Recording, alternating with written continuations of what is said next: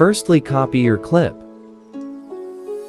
Then mask the area you want to glow. This is optional, you can just chrome it out based on the clip.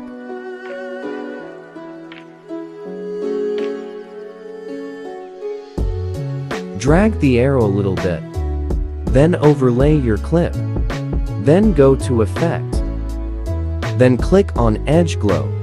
Then Object to Overlay. Then adjust Glow to 100.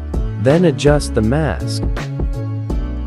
Then go to Adjust Sharpen 1000. The exposure makes it glow more, and if you want to do what I do, it's optional, it is just based on the clip.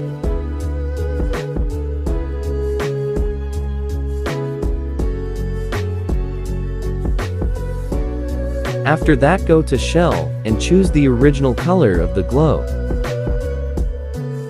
Then adjust to your satisfaction.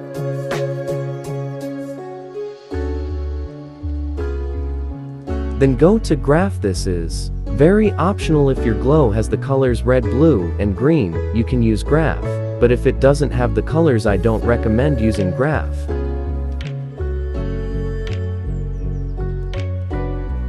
Then make your graph look like mine, then adjust it up or down.